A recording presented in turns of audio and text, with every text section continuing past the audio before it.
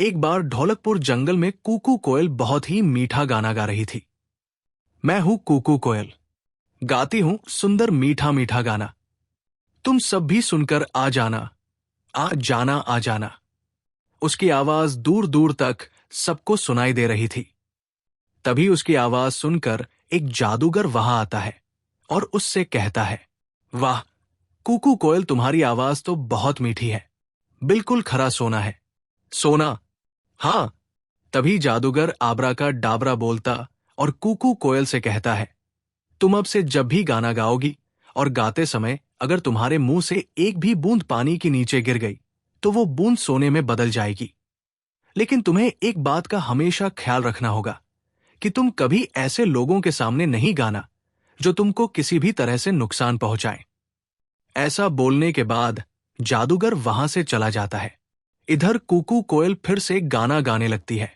तभी वहां पर चंपा लोमड़ी आती है और वो कूकू कोयल का गाना सुनने लगती है। गाना गाते गाते कूकू कोयल के मुहर से पानी गिरता है। पानी के नीचे गिरते ही वो सोने में बदल जाता है। चंपा लोमड़ी अपने सामने सोना देखकर बहुत खुश हो जाती है और झट से सोना उठाती है। फिर वहां से बहुत तेज दौड़ लगाते हुए अपने घर पहुंचती है। इधर कूकू कोयल गाना गाती रहती है। तभी वहां पर एक शिकारी आता है। शिकारी पेड़ के नीचे बैठकर कूकू कोयल का गाना सुनने लगता है। कूकू कोयल गाना गा ही रही थी कि फिर से उसके मुहर से पानी नीचे गिरता है। मुहर का पानी नीचे पहुंचते ही सोने में बदल जाता है। अपने सामने शिकारी सोना देखकर बहुत खुश हो जाता है। वो झट से उसे उठा लेता है। तभी शिकारी फिर देखता है कि ऊपर से पानी की एक और बूंद गिरी जो सोने में बदल गई। शिकारी फिर खुश होता है और उसे भी अपने पास रख लेता है। ऐसे करते हुए कई बूंदें ऊपर से नीचे गिरती है जो सोने में बदलती जाती है। शिकारी मन में सोचता कि शायद आसमान से सोने की बारिश हो रही है और ये सोचते हुए वो एक एक करके सोना उठाता जाता है। तभी शिकारी की नजर गाना गा रही कूकू कोयल पर जाती है और वो देखता है कि ये सोने वाला पानी तो कूकू कोयल के मुहर से निकल रहा। फिर वो बिना देरी किए कोयल को पकड़ने के बारे में सोचता है, क्योंकि कूकू कोयल को पकड़कर वो बन जाएगा अब बहुत बहुत अमीर। इधर कूकू कोयल गाना गाने में इतना खो जाती है कि उसे इस बात का भी ध्यान नहीं रहता कि उसके आसपास कौन है। फिर शिकारी बहुत धीरे से अपना जाल फेंकता है और कूकू कोयल को पकड़ लेता है। जाल में फंसते ही कूकू कोयल कहती है, धत्तेरी की ये क्या कर बैठी मैं।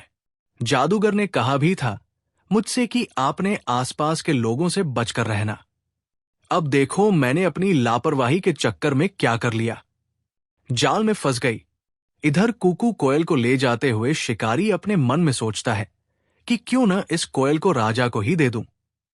अगर राजा को दे दिया तो राजा इसके बदले मुझे राजमहल में रहने देंगे। फिर पूरी जिंदगी आराम से बीतेगी मेरी। हाँ, यही सही रहेगा। ऐसा सोचते हुए शिकारी राजा के पास पहुंचता है और उसे सारी बात बताता है।